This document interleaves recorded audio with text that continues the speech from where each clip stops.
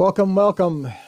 Thanks for coming in tonight. Hopefully my battery will make it through this evening. We're going to get started here in about 6 minutes. You're the first couple to filter in, so I appreciate you dropping in early.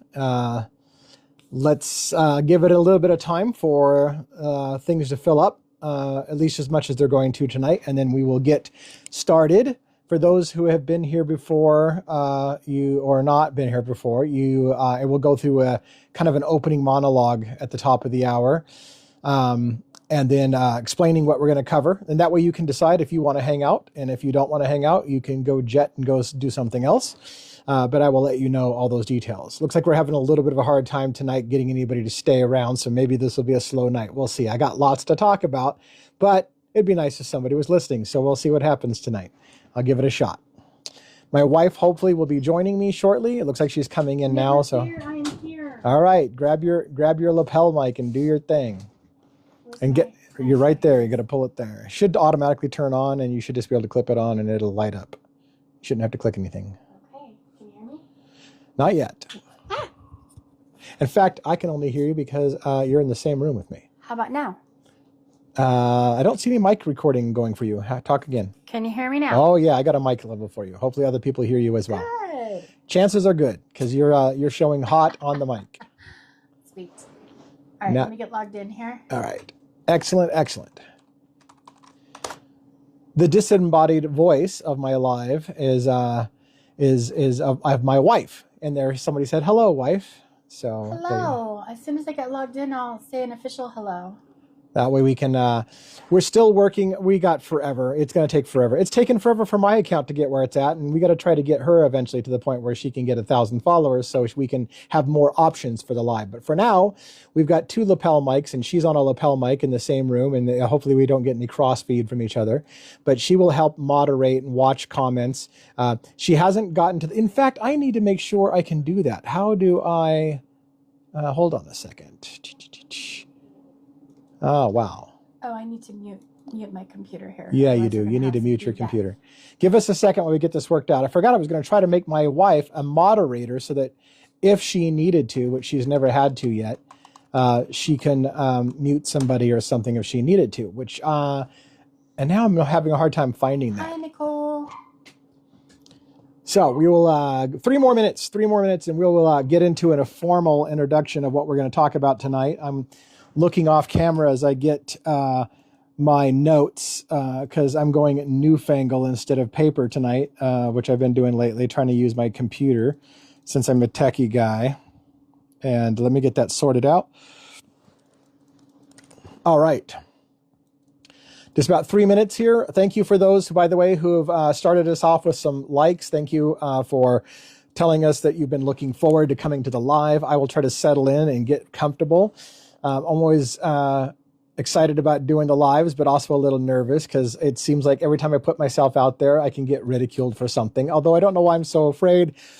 I don't get beat up nearly as bad as I imagine that I'm going to get beat up. So again, why don't you type something in there, wifey, and let people know your account name? You did. Hello, everyone. Oh, okay. I just wanted to give so that you can see the Devil's Advocate _2 or Devil's Advocates 2, so you can click on that and follow if you're not following, because we're trying to get her enough follows eventually to get there. I don't know what I need to do to try to get that second account going. I haven't really been posting on it. I've only done 1 post, but I'll try to do some posting and get that account going so that she can have more options. Also, part of the thing that's going on, I had to drag my wife almost kicking and screaming into the live tonight because we are getting ready to go on a personal trip in a few days, and she's got a lot of things that she's trying to get taken care of before we go out of town. And so, and hello to you as TikTok addict. So anyways, so she's got a lot of stuff that she wants to do, and she's like, I might be able to give you an hour tonight. Yeah, we're going to Vegas on, we're leaving here on Tuesday. So she's got a lot of stuff that she needs to do. She's got a personal in-home business that she's got some customers to take care of before we head out of town. And so she's like, I can't do this tonight. I'm like, you have to do this tonight. People want to hear you. So she's like, I can maybe give you an hour. So we'll see what happens. I'm honored. About a minute left, and then we will get started. I thought I could, I guess I would have to mute Do I want to take the time to do that? My battery is not great. It's already gone from 60 to 58. So you may get off easy tonight and I may, gosh. All right. I took care of business and apparently the live completely shut down or something, or just told you all that I would be back in a minute. I was trying to shut off TikTok notifications which were popping up all over my phone. I'm on life support on the battery a little bit here. Why don't you plug it into one of those? I can't plug it in because my USB-C port is using our lapel mics. So I can't put it on an external charger. It's one or the other. So I guess if you go away and I go to the old mic, I could keep it going. But and then you'd be screaming right there. And then I'd be shouting and everybody gets freaked out when I shout. Or not everybody, because some people are okay with my shouting. We've covered that already. All right, top of the hour. Let's get started on my live tonight. Who wants to know what we're talking about? That's what I'm going to talk about. Okay. I'm going to talk about what we're talking about. All right, get on it. All right. So first of all, tonight I will tell you ahead of time a little bit that we are going to cover, that the Devil's Advocates account covers two stories primarily, Luigi Mangione and Brian Koberger right now. Now we will cover more stories, of course, but the two primary stories are Luigi Mangione and Brian Koberger, the Idaho 4 murders. I know that a lot of you are only here for one or the other. Primarily, a lot of you are only here for Luigi. And because you're only here for Luigi, for a lot of you, I'm going to do you a favor and I'm going to cover the Luigi stuff first, and then we'll spend the rest of the time on Koberger. However, I want to give you a little however. I have a potential special guest coming in that isn't super important for you to stay, but it might be a point of interest for you if you're a Luigi fan. If my guest comes in the middle of us talking about Koberger, I will take a break to deal with her and have her on the live so that she can get in and out and do what she needs to do with her life, because she told me she would try to stop by. And I'll explain in a minute why her guest appearance would, why we'd interrupt the Koberger discussion with her guest appearance if she comes on. So I'm glad to hear that some people do care about other topics. I hope you'll stay and watch it all. Again, I advise you to stay, even if you're only a Luigi supporter or only a Koberger supporter, because one of the things that I like to do with the Devil's Advocates is break down legal terms, break down the legal process, be critical of law enforcement practices, mainstream media practices, judicial practices. And through that process, whether it's Koberger's case or Luigi's case, I feel like you can get more education on how the legal system works and how our system works for or against us. And so I think it's something that will be helpful for you to stay with, even if you're not yet interested. By the way, I had one of the biggest flatteries today when someone told me that they come to my lives only to hear about Luigi, but damn it, somebody got them interested in the other case now because they keep hearing me talk about it, and now they're watching the other case. So awesome that somebody who was not interested in hearing anything about another case has all of a sudden decided that watching that other case is now a little bit interesting. So I hope that you will give it a shot at least. I also wanted to point out before we get started officially, okay, again, so we're going to cover Luigi Mangione first. That might take maybe 15, 20 minutes, probably more like 20 minutes because I talk my ass off. And then after we cover Luigi, we will get into Brian Koberger in detail. Brian Koberger kind of broke the internet last night, yesterday, when some new documents were released for the first time after 2.5 years of gag order. Some newly released information, which was a bombshell, has dropped, and everybody and their dog is talking about it. I get to be late to the party because I had guests over yesterday and had to make a choice on which to do, entertain or hang out with my real people or get on the internet and do research. And I decided to hang out with people and put my stuff off to the side. So I want to also just point out briefly, thank you, by the way, thank you for watching the Devil's Briefcase. I was going to mention that as well when we get past this first part of my monologue. So for only the select few, there's a select few who give a shit about knowing me as a person and knowing my wife, Rhonda, as a person. And I'm not saying that negatively. I realize all of you have time, limited time with your lives to do what you want. But if you are interested in knowing more about me and my wife and why we're going to Vegas and the family reunion that's about to happen, I do invite you to watch a personal blog that is unlisted on YouTube, meaning you can't search for it and you have to have the link. I will provide that link to you if you ask for it. And I can't do it right now, but if you send me a private message, I'll give you the link. And on that, I talk more bluntly about Brian Koberger and Luigi, things that I would never say on TikTok or YouTube because it's a gray area to talk about those things. So some of you have asked me privately what I really feel about certain things because you're hearing me say things without saying things. You're like, are you really thinking this? And I'm like, I'm not going to say that on TikTok. I'm not going to say that on YouTube. So if you want to know a little bit about me and my, tell TikTok not to send me notifications right now. It just asked me to turn them back on. And I'm like, no, I turned it off for a reason.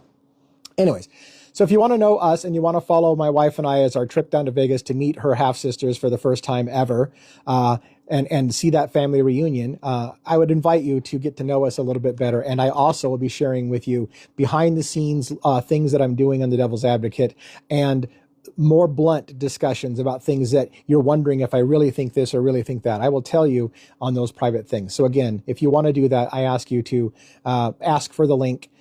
And I will give you the link. The link is something you have to ask for in private. Send me a private message, reach out to me an email, something like that. Because while on the live, I can't cut and paste that link in here. But I will give it to anybody that asks. And I've got a lot of videos. I got almost 20 videos up that I've done in the last 2 days just to kind of give you some introduction to myself and my wife and what we're doing. So enough of that. Enough of that. In fact, I did 3 videos. Okay, not enough of that. I did 3 videos this morning and the audio sucks for the first like 60 seconds of each audio until my car took over Bluetooth or something like that. I don't know what's happening, but I was recording in my car. So if you hear today's videos and it starts out a little bit quiet, it's going to pop and get a little bit loud when something takes over. I apologize. Anyways, that shit's just rough on the cuff stuff that I shoot straight to YouTube. No editing, no nothing. Yeah, where is that link? The link is something I have to provide to people in private. Because again, it's not listed on YouTube. So can I post it or will we get shut down? You could post it, but I can't explain it to you right now. To be able to. I can find it. You can find it. Okay. If my wife can find the link, my wife, if she can find the link on my YouTube channel to my unlisted channel, then I'll have her post that in here. Post it on our webpage. I did post it there. Okay, my wife is going to figure it out. Let's get moving. Again, somebody mentioned they watched. I have a brand new special on Luigi Mangione. It is called, I have a podcast that I'm trying to start, a vidcast, podcast, whatever you want to call it. Long form video is another way to say it. I did episode 001. I've got a bumper that I put together. I'm trying to make it a little bit more professional, a little bit more polished. It's 1 hour and 8 minutes, I believe, and it's called The Devil's Briefcase is the name of the podcast. Episode 1 was on Luigi Mangione, and it's called The Game Theory. And it's about what I see as a potential that a group of game enthusiasts, computer gamers, got together and committed perhaps the murder against Brian Thompson, and that they put references to games, Monopoly and Mario Brothers, Pokemon, that these red herrings and stuff like that were put in by a group of thinking, cerebral type college students, perhaps, that pulled off this event and may have been playing a game with law enforcement. And so I talk about that theory on what's called the game theory. So some of you have seen it a little bit in my TikTok posts where I talk about the Luigi shuffle. I talk about is Luigi player 2. These are videos that I've got in short form. But if you want to see a long form, including screenshots, videos, and a long discussion about it, that is at my YouTube channels, Devil's Advocates, 2025, I think, or 24. It should be pretty easy to find. And my wife will post a link maybe to the channel as well in here. I did. Anyways, that just got done, and about 130 people have already watched that, so it's off to a really great start. I just posted that this morning, and so I'm super helpful or thankful for how fast that's gone. So let's move on to what else? Let's see. I posted it. I might also. Who posted it? I said I think I did. Now I can't find it. Oh yeah, maybe TikTok removed it. It says they don't like you posting external links. Who knows? Or I might have posted it in the wrong place. Oh, you might have posted it again. Okay. So I'm also contemplating, by the way, and before we get officially into the Luigi stuff, I talk a lot. I apologize for that. Hopefully you're in for the long haul because I'm a talker. I am contemplating trying my first ever YouTube live tomorrow. I've never gone live on YouTube. I can go live on YouTube. My followership is very low on YouTube, like 6,000 here, but on YouTube it's like 200.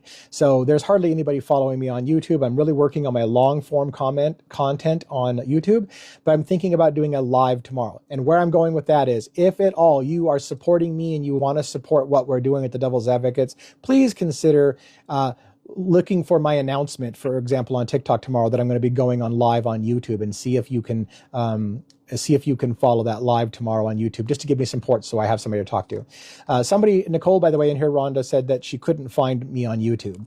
So I don't know if you... Is she talking about the link, or is she talking about your... She may not be able to find my entire channel. If you have the ability to find both my channel and my private link and post them both, Rhonda. I don't know how to... I'll search. You could go to YouTube and search for Devil's Advocates, and you'll see my logo. Okay. And, anyways, okay. So let's get started on Luigi information. So one of the things that I wanted to say is that there was some... I got alerted by friends, multiple people, who told me that there's this new notepad, yellow notepad in Luigi Mangione's own handwriting that shows that Luigi Mangione is recording in a meticulous format all of the letters that he's receiving from people, and he's making a log available so that you will understand and know that he is receiving your letters. My first question, of course, when I got this sent to me by multiple people, is how do you know that's really Luigi? And here's how you know it's really Luigi. LuigiMangioneInfo.com is the official website put together by Luigi Mangione's legal team. In the FAQ section on that website, there is a question that is asked: how do I know Luigi Mangione is receiving my letters? In there is the scanned 7 pages of Luigi Mangione in his own handwriting, which starts with the paragraph that was released to the public about how Luigi Mangione appreciates the support of his supporters, and how he reads all of your letters. He even underlined the statement, "I read every one," and he underlined, "I read every one." This was something that didn't come out really on the print, because when they printed it, they didn't emphasize that he reads every one. But Luigi himself, in his own handwriting, had written on that notepad that I read every letter, and he underlined it. Then Luigi goes into, and this is what's funny, and in fact, I gotta find this for you and read it in his own writing. I'm not at the point where I'm going to put screenshots up, especially on such a small screen, but I do believe that I bookmarked it, so I should be able to pull it up and read it for you verbatim. Oh my gosh, there it is. Okay, so I wish I could show it to you. Those of you who have seen it, you know what I'm talking about. Those of you who haven't seen it, you may not want to go move away yet, because you may not be able to get back. But one of the things that I found was interesting, a couple things I found was interesting, and this leads to my special guest who may be coming on tonight. And if I missed her and she's already here, she'll have to say something again. I'm looking for her to join us. But what he did was, Luigi Mangione stated, let me see if I can find that statement. He stated, basically, so like I said, the very first paragraph was the one that's on the front page. And then he said, the format is, so what he basically was doing is he's showing how he's documenting that people are writing to him. And he says the format that he's putting on this table he's created is the sender's initials, so your first and last initials, and the last 2 digits of your zip code together, along with the date of the postmark that he received your letter. And that way people can verify, by looking at this list, their initials, the last 2 letters of their the numbers of their zip code, and the date in which Luigi Mangione sent it. And he's got a very, very meticulous, nice penmanship, very meticulous list of columns of letters that he's receiving from people. And he wanted to do this, he said, so that you would be aware that he is indeed reading them and acknowledging that he's taking your letters. Now, what's interesting about this is I have an individual, I've made several friends on TikTok now who reach out to me privately, even on personal cell phone calls or whatever. And so I had one individual who told me, not only is this letter, this handwritten notes by Luigi legit, and we know it's legit because it's on his legal team's website. So this is approved by Karen Dignifalo. She's okay with this is Luigi documenting to his supporters that he is receiving your letters. And there's lots of letters, 7 pages he's got of columns of initials and dates of the letters that he received. Anyways, my friend who will be hopefully coming on here later tonight, in fact, she gave me permission to tell you her TikTok name. So some of you know her as Just Curious. So Just Curious has written 4 letters to Luigi Mangione. What she told me is that her initials and date of the letter, the second letter she sent, is on this paper. So for some reason, Luigi Mangione hasn't acknowledged the first letter that she sent. That's not his fault. The prison basically will be going through all of his mail and giving it to him. And they're overwhelmed with the number of letters. So Luigi's not gotten all the letters that have been sent, and more are coming in. But what she could confirm is that my initials and the date that I sent my letter to him are on that table. So I can verify not only is it true because it's on their website, but I'm on there. My second letter is on there. Her first letter and her third and her fourth letter are not there. Now, the reason why I'm bringing that up and why I will interrupt the Koberger discussion if she comes on is because I'd like you to hear that in her own words. And if she wants to tell you something about what she wrote to Luigi, she can do that. But this is a very good verification that not only is Luigi doing this, which I find is very interesting, and it says something about his personality, that he is indeed receiving those letters. There's also an interesting paragraph that speaks a little bit to Luigi's mindset and his personality at the very, very end. Forgive my engineering background, he says, if this feels a bit technical, but I know the people who took the time and spent the money sending letters will appreciate verifying that their letters receipt. I hope this catalog provides transparency into the mail process, which is my means of communication with the outside world while in pretrial detention. The above format is chosen to maintain anonymity while simultaneously allowing self-identification. So again, he's concerned about your anonymity. He wants to make sure that you're not identified, but he wants you to be able to find yourself and self-identify yourself to know that you're getting your letters through to him. Very interesting about his personality. Very meticulous. Note that in instances where part of the return address did not survive the photocopying gauntlet, I have substituted a question mark for the missing name, zip code, or date. So Luigi's got some question marks on his table to let you know that I don't know what this said. The letter wasn't clear in the photocopying process because he's not allowed to get ink. So it's got to be photographed and sent to him.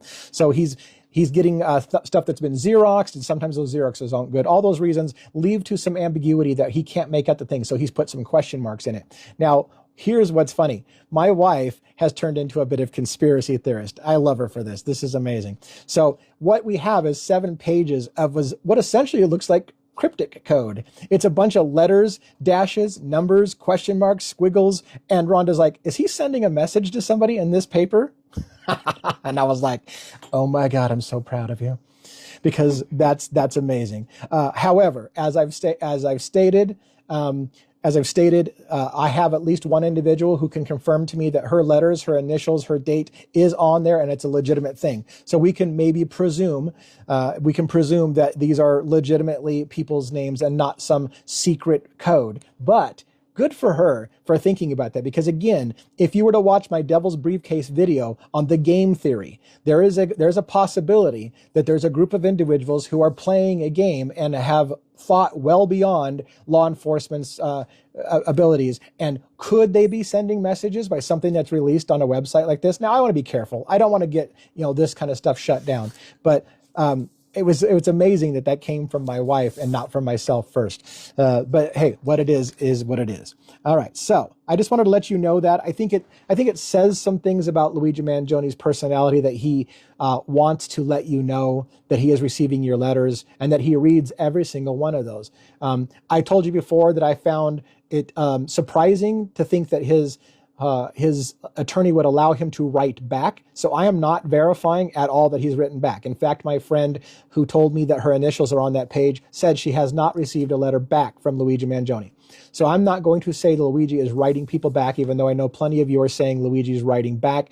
I would suspect that even if Luigi Mangione is writing back, that his attorney would want to approve every single thing that goes out to make sure that he doesn't self-incriminate himself with anything he's saying. And I'm sure that his attorneys, obviously, I don't even have to say it, the fact that it's on their website, his attorneys would have reviewed everything in those pages before submitting it to the page on his behalf. They want to make sure that whatever gets out there isn't going to incriminate him and lessen his chances at trial. So I just thought you might find that interesting from a human interest sake. And again, if Just Curious comes on here tonight, we will get her on.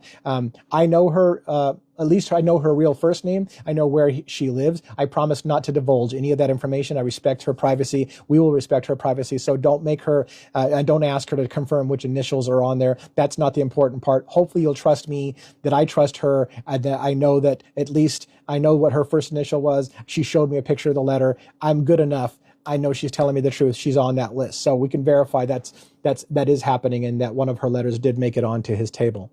So I found that super interesting.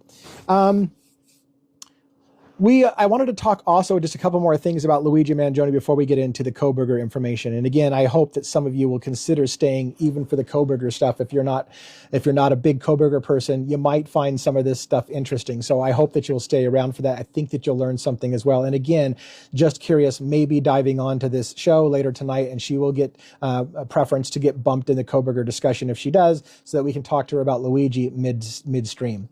The list, again, I'll tell you where the list is located. If you're talking about this list, we're talking about the Luigi Mangione list. It's on the website, luigimangioniinfo.com, which is the official website maintained by his law representation. There is a section at the very top called FAQ, which is frequently asked questions. If you click on FAQ, there's a table of questions that you can expand on. On the FAQ is a question: how do I know that Luigi is receiving my letters? And if you expand that, you will see the 7 handwritten pages from Luigi Mangione where he's documenting he's receiving your letters and telling you so far the letters that he's received.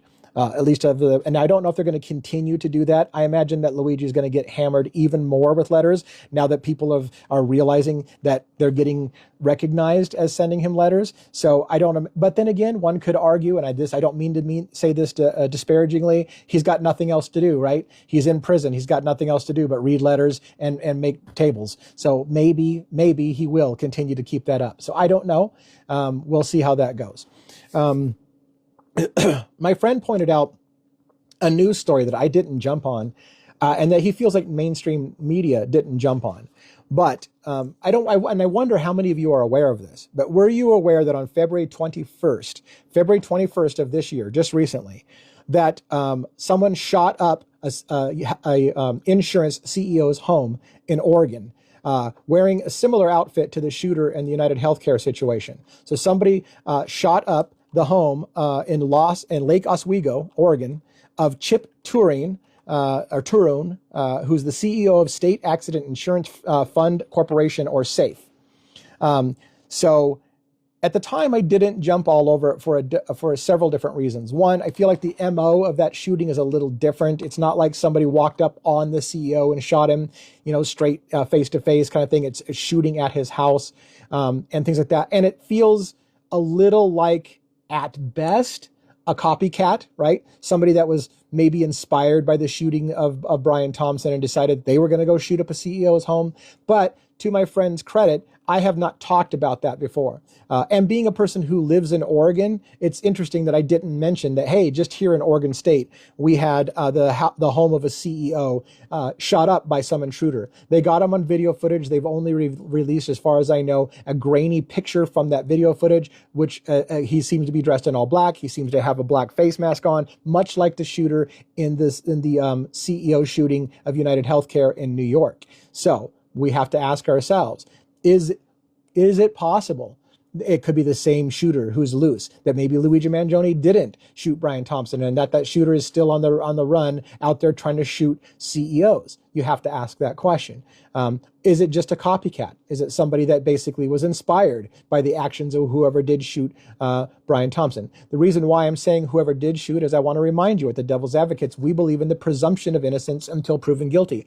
Luigi Mangione has not had his day in court, and so we cannot say that he did it, like mainstream media likes to. Mainstream media likes to repeatedly say, this guy did it. I get so frustrated, starting to now switch a little bit gears to Koberger. So we're going to move to Koberger as I transition to this.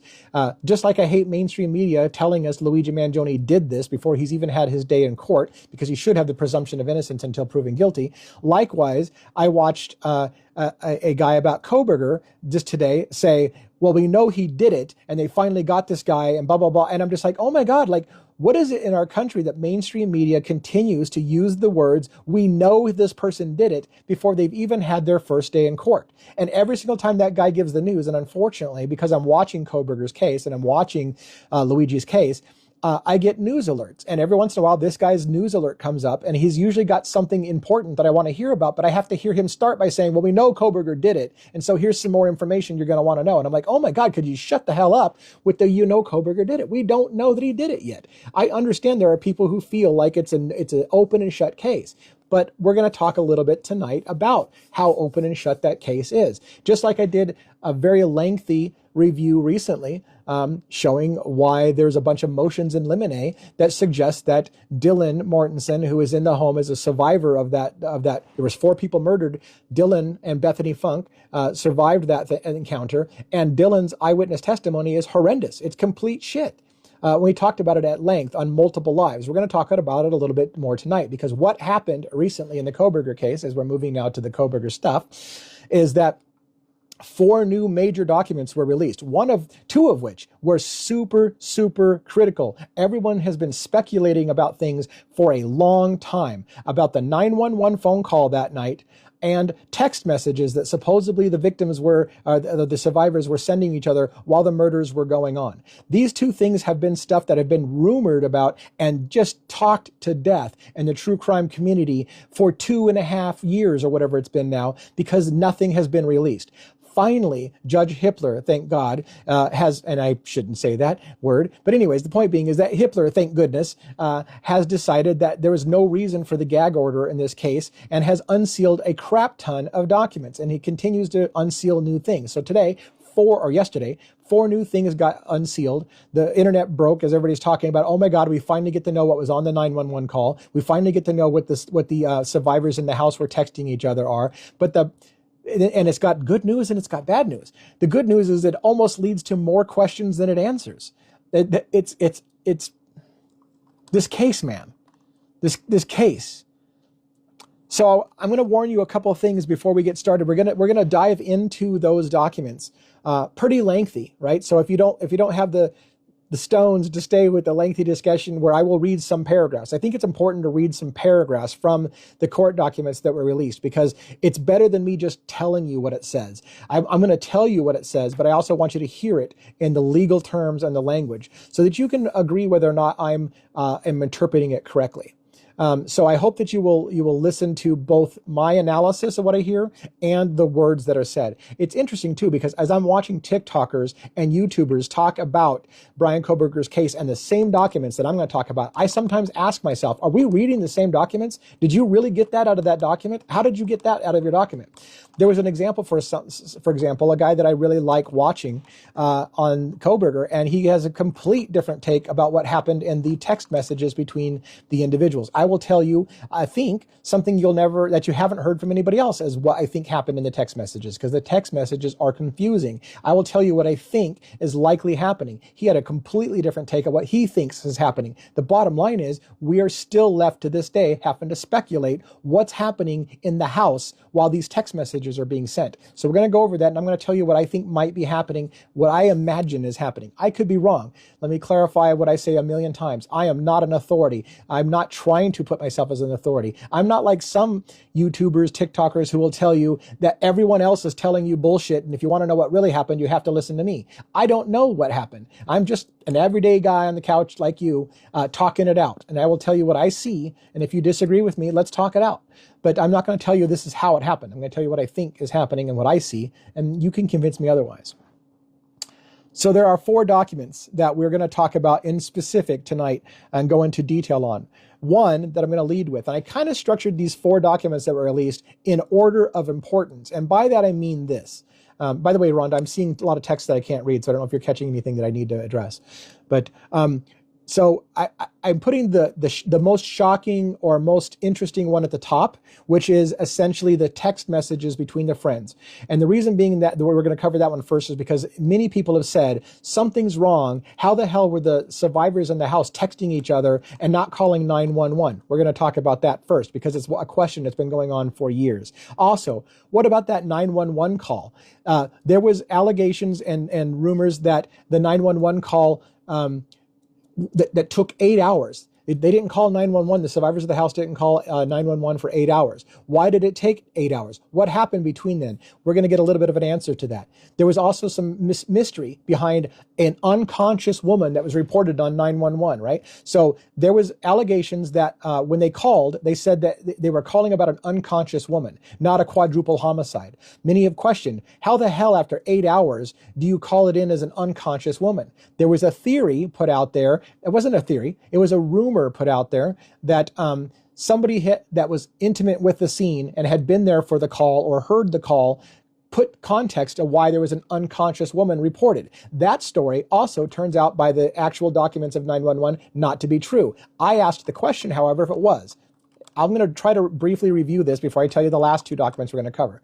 Briefly, what it stated was there was an allegation that one of the survivors, 8 hours after it happened, woke up after sleeping off a drunken stupor, found the victims, ran out, started to call 911 to report it, ran out of the house in complete hysterics and fainted. But she had started the 911 call. When she fainted, somebody else picked up the phone and resumed the 911 call, in which she said, I don't know what's happening. My friend just passed out, fainted, or whatever. And that became the origins of the calling in an unconscious person. They weren't reporting the murder, for example. They were just reporting that someone had run out of the house and fainted. That is also not true. Now, when I first heard that, I thought to myself, well, that can make some sense why it was called in as an unconscious woman and not a quadruple homicide or a murder or anything like that. That would make some sense to me. And so I asked the question. I did not tell people, this is now what happened. I said, is this what happened? It makes sense. Like, I could see somebody running out in hysterics and fainting, and then somebody resumes the call and said, hey, my friend just fainted. And they're not talking about the victim. They're talking about the woman who fainted on the front yard. We now know from the 911 release tapes after fucking 2 years of this wait, right, that the person who's being talked about who's unconscious is one of the deceased victims. It is the deceased victim in the house who's the unconscious woman they're calling about, which leads to new questions. Why are they referring to it as an unconscious woman? There's questions I have. We're going to talk about that in detail. There's also number 3 that we're going to talk about, and that's actually more lengthy, but perhaps less important. The reason I say it's less important is because everybody wants to know about the text messages.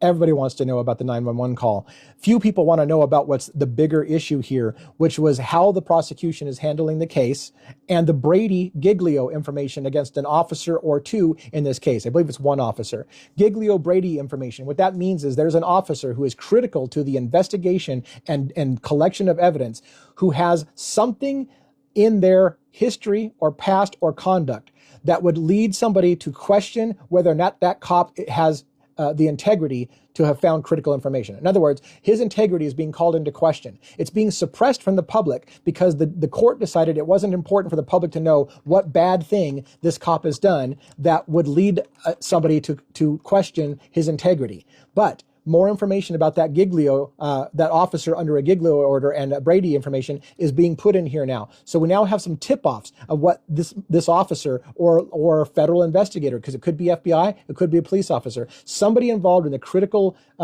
obtaining of evidence against Brian Koberger has done something potentially illegal or damaging that would question their credibility as a law enforcement officer to convict Brian Koberger. So the defense has tipped their hat a little bit as to what that might be. So, and I'm going to tell you why what I see in that document. That's going to take a little longer to explain.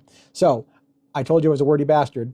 Let's keep going. Last document that we'll cover, if we have time, I guess, is number 4, where basically it is a list of items that were collected, data that was collected. We're talking about CCTV footage from various locations, receipts of purchase from various locations, some of which lead to the question, just by their very nature, are they, for example, just as a teaser, there's a receipt listed that in evidence of a Dick's Sporting Goods purchase by Brian Koberger. Is that the purchase of the knife and the weapon in the murder? Right? So we don't know. They don't tell you what it is, but what they say is they have obtained the receipt of Brian Koberger's purchase at Dick's Sporting Goods. It doesn't say why, but it leads you to the question. Okay, if he is guilty, do they have the purchase of the knife? What we don't have is the knife itself. Those of you who haven't been following the case, the murders were committed by a fixed blade knife, they believe. A knife sheath was left behind at the scene, but the knife itself has never been found. The bloody clothes of the killer has never been found. Lots of stuff has never been found. But it leads us to a question on the evidence list of things that they have, some really interesting questions, including the possibility. I want to be careful because, again, I want to tell you, I believe in the presumption of innocence until proven guilty. But there's two items that are side by side on the list.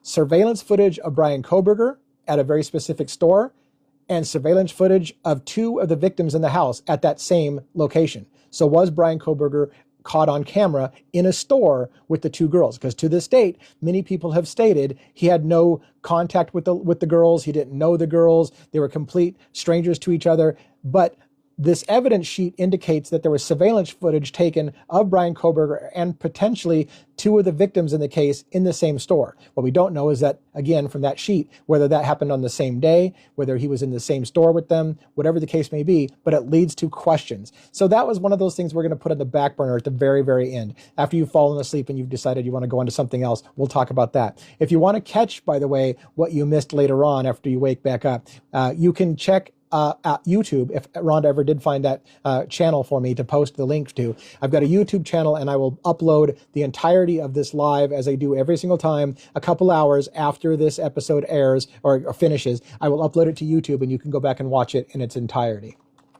Okay, so I'm posting now our regular channel for Devil's Advocate. Okay, so I think my wife's going to post our YouTube channel in the links, unless it won't let her because I don't see it. Did it go in? I can see it. Okay, well, I'm not seeing it. So, and it's not even telling me that I can't see it. See it? So I'm thinking they're suppressing it maybe. So maybe they're, so that's interesting that we get to test that. I guess they're suppressing it and they're not letting you send the link because I'm not seeing the link at all. All right, so that's unfortunate. By the way, I will say this. If you go to my profile, Devil's Advocate, so up in the corner, there's that profile button. If you go to my profile, I have a link to my YouTube channel there. That should get you there. It won't get you that private, unlisted one like I was telling you about. You should be able to get to my profile from my YouTube channel from my profile. Or you could search for Devil's Advocates 2024. Okay, so I didn't see what Lady was saying. What's Lady YouTube video going on? Getting ready for work this morning. Oh, cool. So it sounds like you said you're listening to or watched my video, my new video on Luigi Mangione. Excellent. Thank you. All right. So let's get into some of the details. So we're going to cover that text messages from the friends in the house. Okay. So some precursor to what we're going to look at, and I'm going to read some very specific lines from it. One, the document that was released of the text messages between the victim or the survivors in the house now put more of a definitive time on the murders. Let me explain. So officially, they're saying Brian Koberger is the lead suspect and the murderer, and it's based in part on, they believe, that Brian Koberger pulled up around 4 o'clock in the morning. They see his car on camera pulling into the residence, and they see it leaving at around 4:20. That gap in between is when the murders were supposed to take place. As I've stated before, they don't see Brian Koberger getting out of the car. They don't see Brian Koberger getting back in the car, from what I understand, and they don't have anything proving that Brian Koberger was in the house. So at best they have is that car came and went from the location at those times. So if that's all you have, that the killer has to be the person who drove up in the car, then the time frame, it leaves us about 16 minutes to play with. That 4 murders were done on 2 separate floors of this house. I make this point all the time because it seems to be a really amazing feat, in my opinion. 4 murders were done in 16 minutes, and he got away. Now, what the text messages between these individuals indicate is that timeline is accurate. In other words, if you don't have that video footage of the car coming and going, then you don't know that the murders didn't take a lot longer. Maybe it did take an hour or 30 minutes or whatever to commit. The only reason we know it happens in 16 minutes is based on that car. But now we know, based on the text messages from the friends and the survivors inside the house, that also puts the time window right there in the 16 minutes. And so we're going to cover that in detail, showing how the text messages prove essentially that the murders, or at least highly suggest that the murders have already taken place within that 16-minute period, right? So, I have something interesting to interject. Yeah. Go ahead. I just decided to go to Dick's Sporting Goods website. Oh, shit. There's very little that you can pick up in store, like as far as fixed blade knives. There's a Gerber that looks like it's about 5 inches long. Yeah. And that's the biggest one. Well, we've been to a Dick's Sporting Goods in our hometown, our old hometown, and it had lots of knives, if I remember right. But anyways, I digress. I do want to say another thing. This is something I didn't bring out in a previous live, so I'm going off the cuff. I said that the murders were committed in 16 minutes roughly on 2 separate floors. You enter the house essentially on the ground floor, which is actually floor 2. From there, you can go downstairs to the first floor where there's a couple of bedrooms, or you can go upstairs to where there's a couple more bedrooms, and then on the main floor. So you come in on the main floor, you can go up or down, kind of like a split level kind of thing. And so the murders were done on floors 2 and 3. So the main floor, if you will, and the upper floor. The basement floor was not touched in this thing. And the survivor, Dylan Mortensen, was on the main floor.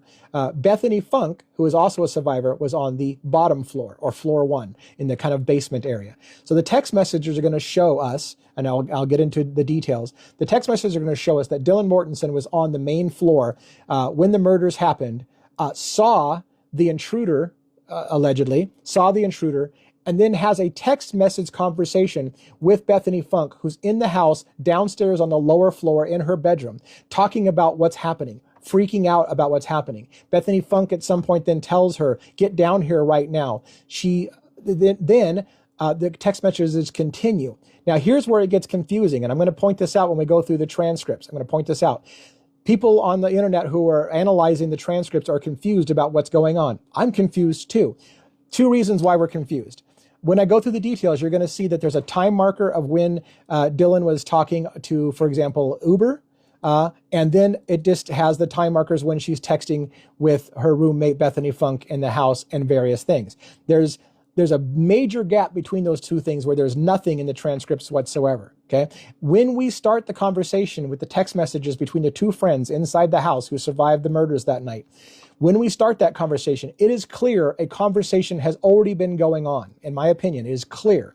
If you were to put yourself in the mind of Bethany Funk and the first text message that she gets from Dylan, you would be confused as F about what's going on from that text message, unless you've already been talking about it, right? So I'm gonna show you in a moment, word for word, how the conversation starts out about something they clearly have already been talking about. It leads to a couple of questions. What happened to the text messages before? Why does this court document, one, I don't believe the court document ever said, I looked for it again, doesn't say that this is an excerpt or a small portion of the text messages. It indicates that these are the text messages found on the phone that night. There's no mention about this missing conversation between about 2 o'clock in the morning when they're talking to Uber and 4 o'clock in the morning when the murders start and basically end. So in between that time frame, the question becomes did they leave out that conversation from the legal document? And why wouldn't it be pertinent? Why would you only tell us the information that comes after that? I'll explain more in a minute. When you see what I'm talking about, you'll like, if there are text messages or context to this, why the hell do we not know that? They fell asleep after the text messages. I will cover that. All right, so we're going to get into that in detail. Let's stop speculating. Let's get into that in detail. All right, so I'm going to pull up the document now. So was there blood mentioned in the 911 call? Somebody is saying that in the comments. Is there blood mentioned in the 911 call? From what I saw, there is not mention of blood at all in the 911 call. It talks about an unconscious person. Now, here's the problem with the 911 call. Before we get into the text messages, we're getting ahead of ourselves a little bit. The 911 call literally says there are at least 4 people on the phone, passing the phone around. There's also law enforcement, it sounds like, on the scene asking questions. There's also neighbors in the lawn asking questions. The dispatcher is trying to make sense of hearing things in the background, hearing people on the phone. It's very chaotic, very, very chaotic. So what was and wasn't said and what people picked up is very hard to get. We're going to cover that 911 transcript and try to dissect it together from my perspective. So stay with us for that. So comes now the state of Idaho. This is the first document I'm going to review tonight. Comes now the state of Idaho. allowing and requesting that the court allow the state to admit text messages of DM and BF. Okay, so DM on the night of November 13th, 2022, and the testimony from DM and BF regarding their conversations with each other on November 13th, 2022. The phone records were discovered on a hard drive by DM iPhone extraction provided on April 5th, 2023. Let me break. Someone's saying that the text messages were deleted and they had to retrieve them. Yeah. So let me. Why would she delete them if she didn't do anything wrong? I got you, but you're making me proud tonight. Anyways, so let me cover a few things. DM is Dylan Mortensen. We know that. But in these documents, it's still redacted. So it still just lists DM as, or Dylan Mortensen as DM. BF is Bethany Funk. We know this by now. Everyone on the internet knows this. But in the documents, it's still redacted as BF. I'm going to try to, when I'm reading this, I'm going to try to put their names in there, Dylan Mortensen and Bethany Funk, rather than tell you DM and BF all the time, because some of you may not be super familiar with that. So I'm going to use their names, even though in the legal document, it's listed as DM and BF, just their initials, okay? All right. I also want to point out that the text messages, while they are from November 13th, 2022, they were not obtained or abstracted from the iPhone until April 5th, 2023. That is a good 5 months, after the events. So two questions become in my mind. Why 5 months later did they finally look into the text messages and not earlier? That's just a question. I'm not saying that proves anything's nefarious going on, but why did it take 5 months to get those cell phone messages? Two, it is clear to me that there is stuff missing. So is it missing from the actual hard drive? Were things deleted from the hard drive and only parts of the messages were left behind?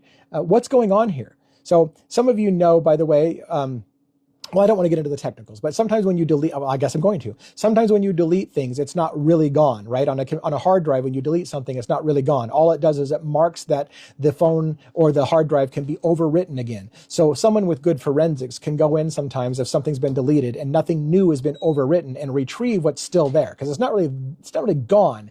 It's just allowed to be written over again. So you don't see it anymore and it looks like it's free space, but technically it could be there. So now I don't know. We don't know at this point whether or not the reason why there's a partial conversation picked up is because some of it was deleted or all of it was deleted and forensics was only able to retrieve a certain number of those texts. We don't know that that's the case.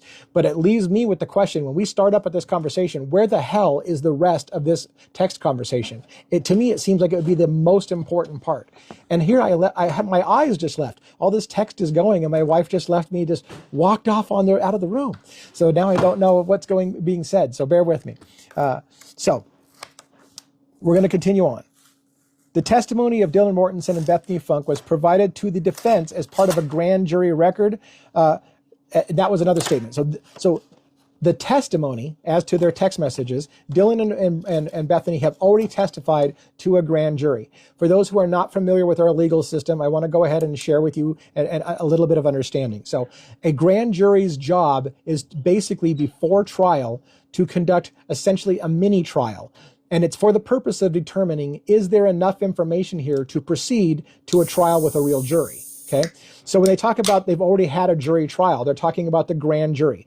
Dylan Mortensen and Bethany Funk, the survivors of the Idaho murders, have already spoken to a jury, a grand jury, to tell them their story and provide the evidence and speak to the text messages that were going on. A grand jury heard that testimony from Dylan and Bethany and determined in part, based on those things, that we can go ahead and proceed to trial. It does not mean that grand jury has decided that Brian Koberger is guilty. That's not the job of the grand jury. The grand jury's job is to decide if there's enough information to proceed with trial. So they have decided, based on the information, that there's enough to go to trial and have everybody hear their case out. All right? So I want to just clarify. These text messages are now being revealed for the first time after a couple of years, and Dylan and Bethany have already testified to a grand jury on behalf of the evidence that we're going to talk about. All right.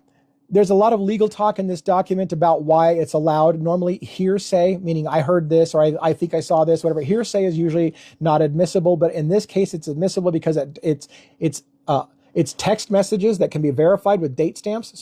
There's no argument there that the text messages were sent. So it's not hearsay because it's proven. There's text messages that document the date and time that was sent, and also because it's directly after an event happened, and information that comes in directly after the event happened is basically allowed a little differently than just hearsay of somebody like 3 months later going, yeah, I think it was this. That would be hearsay. But these are accounts that were right after the event happened, is what they're saying, and it has date and time stamps. So we're allowing it. There's a lot of legal talk in there about explaining the law and the case law that says this is not just hearsay, it's allowable, and that's why it was allowable to the grand jury and why it'll be allowable to the real jury. Hope I'm not boring the piss out of everybody. Let's go on. In the case at bar, starting on November 13th, 2022 at 2:10 a.m. and 29 seconds. 2:10 a.m. and 29 seconds. Dylan Mortensen sends a text message to EG. I don't know who EG is. In parentheses, Uber driver, to inquire if he's driving. Now I want to point out, I had heard and I had stated that Dylan was literally ordering Uber and had Uber delivered at about 4 o'clock in the morning, right before the murders happened. And I asked, did they already clear the Uber driver? Because apparently they were having Uber delivered at 4 o'clock in the morning. According to this newly released document, we now know this is not true. The Uber text where she's asking if the Uber driver is driving, I need to verify that I'm really here to TikTok and it's having issues. Oh gosh, I get another attempt and fail. Let's see. Whew. When you say Uber, do you mean food or do you mean Uber? Uber food. Okay. Yeah.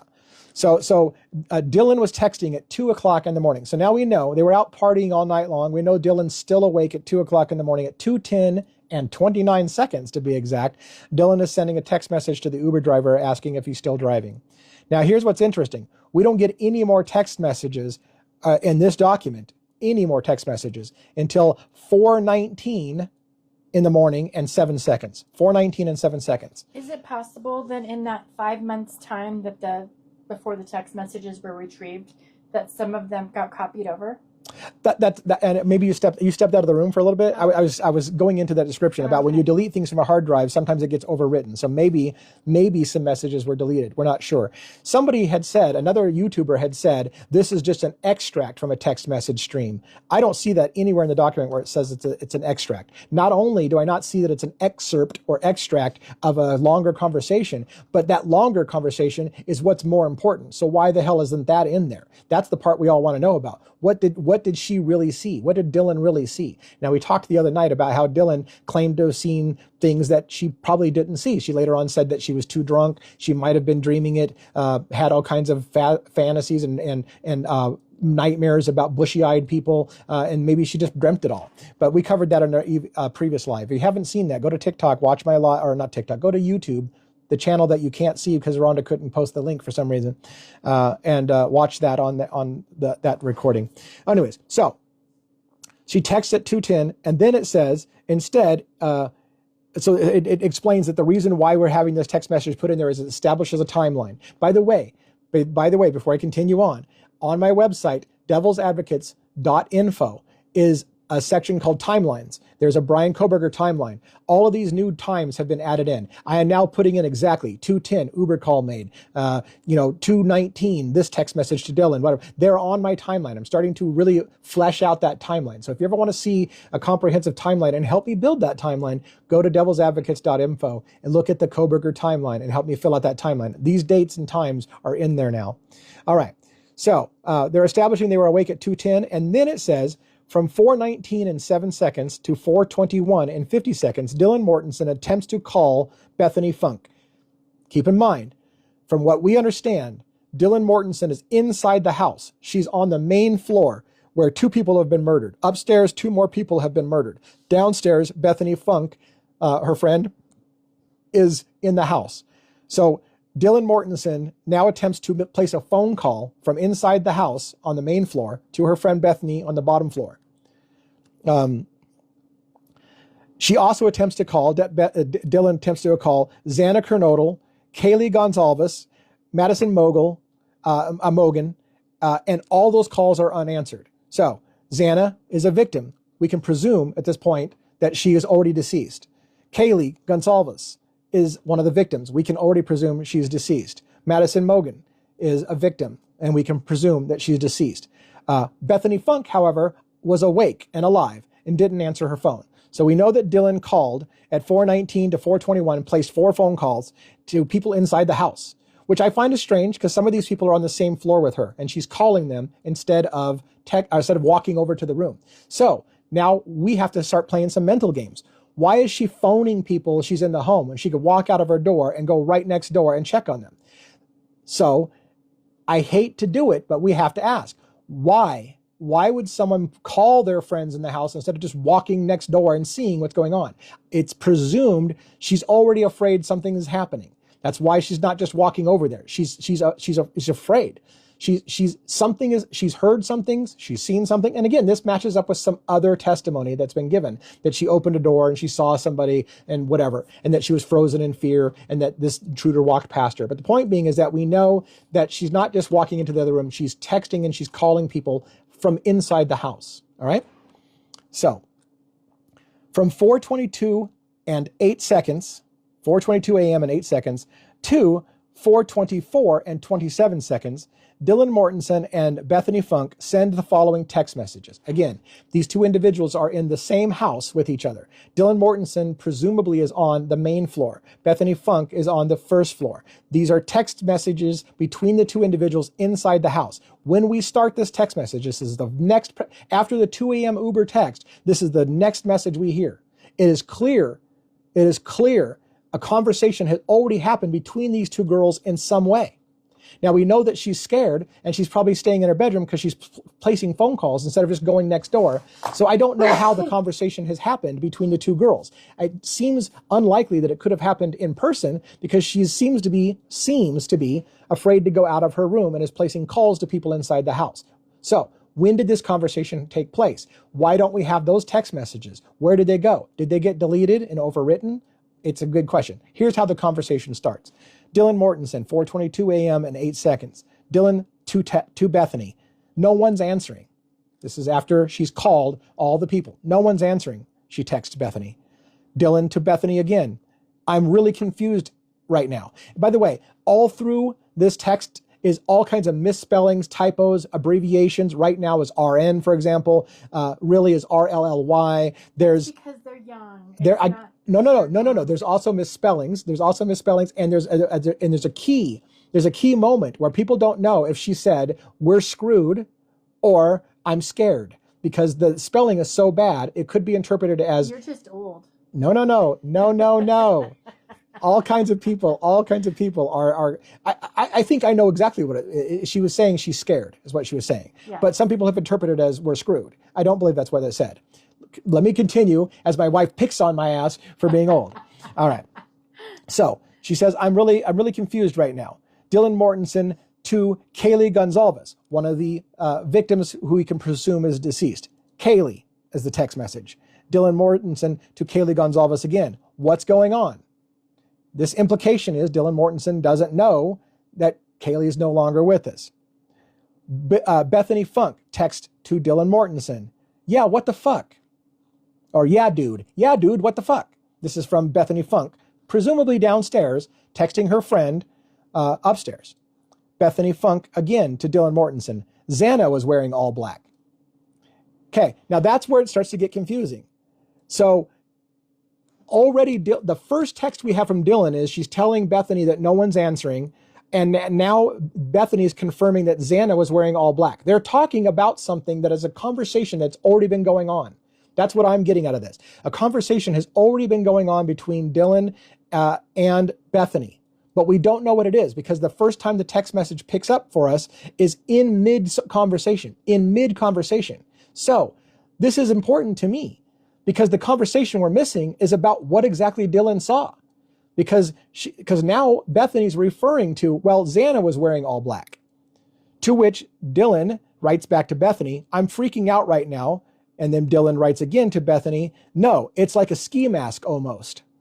Bethany Funk says, shut the fuck up. Bethany Funk says, actually, meaning shut the fuck up actually, right? Two separate messages. So once again, a conversation is happening about an intruder who's been described in all black. Bethany Funk's trying to clarify, well, Xana was wearing all black, and she's like, no, this guy was wearing a ski mask. This conversation would make no effing sense to Bethany if there hadn't already been a conversation going on. Try to imagine what it's like from her perspective. All of a sudden, she's just, like, it makes no sense. A conversation has to be missing here. So what happened to that conversation? Why isn't it pertinent to the case for us to know what happened before this part of the conversation? I'm really curious. I'm not suggesting law enforcement's covering anything up, but if they had it, I would certainly think it would be in this document, which suggests to me that they didn't have it, which then suggests to me somebody deleted those messages during the actual description of what they saw. And all we get is the aftermath. I don't know. I'm just asking questions. So, continuing on. Like he had something over his forehead and little and mouth. Again, there's a lot of missing letters and it's hard to read, but she's basically trying to describe. So she says, Bethany says, Xana was wearing black. Dylan confirms, I'm freaking out. No, he had a ski mask, or it's like a ski mask. She didn't even say he. It's like a ski mask. Bethany says, shut the fuck up, actually. Dylan says, like he had something over his forehead and a little over his mouth, something like that. Dylan then says to Bethany, I'm not kidding right now. I'm freaked out. I'm so freaked out. Bethany says to Dylan, so am I. Dylan says, my phone's going to die. Fuck. Bethany says to Dylan, come to my room, run down here. End of that text string at the moment. Okay. So now what's interesting is we know that the last thing that Bethany said is come down to the main floor, run to my room. Okay, so this proves to us several things. Dylan's on the main floor because she's asking her to come down to her room, and she hasn't probably come out of her room, and now she's asking her to come down to her room and to run. Now, this is where later on, when we get into a few more text messages, where the confusion comes in. Where is Dylan when the girls start texting again? I've heard people think because there's another text conversation that happens between Dylan and Bethany inside the house, that they think Dylan's still on the second floor. I don't think that's what happened. My interpretation is this. Dylan did run downstairs to join Bethany Funk, but they were so afraid that there might be an intruder in the house still, they don't want to talk to each other and let people know that there's people alive in the house. So they're texting each other from inside the bedroom. I can't prove that at all. All I'm saying is that when I read that they're still texting each other after she said, come down here at run, that she probably did run down there, and maybe the girls were huddled in a room, afraid to talk because they didn't want an intruder to hear them talking, and are texting each other inside the bedroom.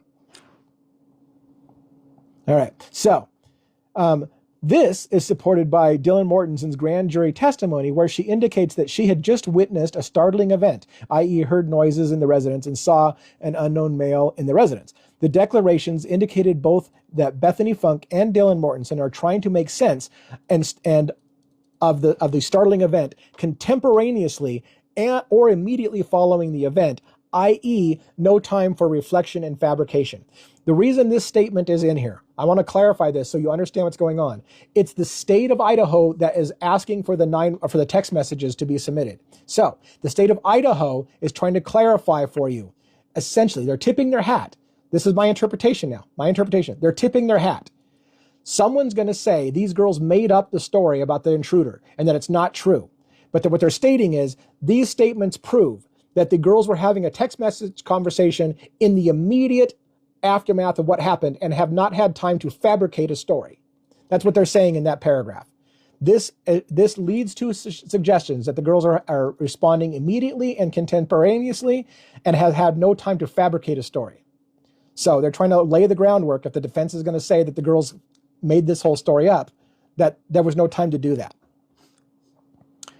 At 4:24 a.m. and 39 seconds, Dylan Mortenson calls Ethan Chapin, also presumed deceased, call unanswered. The phone record, like the other record of calls, is not a statement. So in other words, that whole legal part that I had paragraph was basically saying, this isn't just hearsay. We've got a record that she attempted to call Ethan and he didn't answer the phone. So that's not even under question. We know that the phone call was placed. We've got a record of it. Dylan Mortenson and Bethany Funk continue to text at 4:24 a.m. and 58 seconds. Dylan Mortenson texts Bethany Funk, this is the infamous, I'm screwed though. That's what it looks like. It looks like I'm SCRWD. It looks like I'm screwed. It probably is I'm scared, though. I'll grant you. I think she's saying I'm scared, though. Bethany Funk responds at 4:25 and 16 seconds. Yeah, I know, but it's better than being alone, which makes me think the girls are together. I think the girls are together in the bedroom and they're texting each other quietly because they don't want to talk and they don't want an intruder to know they're together. That's my guess, but it's a guess. We have to speculate on all of this because all we have is a transcript and we don't know what's exactly going on. But in my mind, that's the story that I'm imagining, is that you're not alone, at least we're together, and maybe they're texting each other in the dark side by side. 4:27 a.m. and 47 seconds. Dylan Mortensen calls Kaylee Gonzalez. Call unanswered. We can presume that she's deceased. And at 4:28:44 seconds, Dylan Mortensen calls Xana Conordle. Call unanswered because she's deceased. These are not just statements. Again, these are timings. We know that happened. At 4 a.m. and 4:32 a.m. and 57 seconds, Dylan Mortensen sends a text message to Kaylee Gonzalez texting, "Please answer." Okay. Then the following morning. So now, after that last text, please answer, at 4:32 a.m. and 57 seconds, please answer is the last thing we get. And now 7 hours later at 10 a.m. and 10:23 a.m. and 23 seconds is the next message from Dylan Mortensen. We already know that the girls said that they fell asleep after that. This leads a lot of people to question what the hell's going on with these girls' stories. So you witnessed an intruder in the house. You're scared for your life. You run down. You're texting in the dark, maybe, because you're afraid of being heard by this intruder. And then you just decide to both fall asleep. Or you're so drunk that you fall asleep. If it's so drunk that you fell asleep, it still leads to the credibility of a witness that can reliably say what she saw. Next morning, 10:23 a.m. and 23 seconds, Dylan Mortensen to Kaylee Gonzalez. Please answer. Again, that was the last message she sent the previous night at 4:32. Please answer, she says again. Dylan Mortensen to Madison Mogul. Are you up? Dylan Mortensen to Kaylee Gonzalez. Are you up? All messages unresponded to. 11:39 and 9 seconds. So now this is an hour after she started texting people in the house. Again, she lives in the house. Why isn't she just going upstairs and checking on her roommates? So is she still afraid that an intruder is in the house? These things don't make a lot of sense to us. Why is she still texting people who are on the floor above her?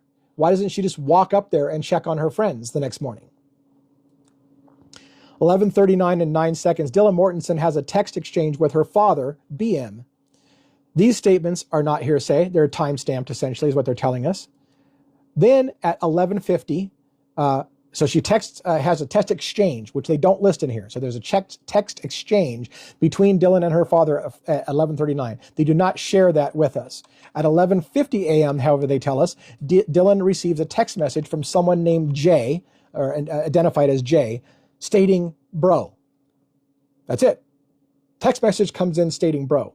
Now, I'm just me.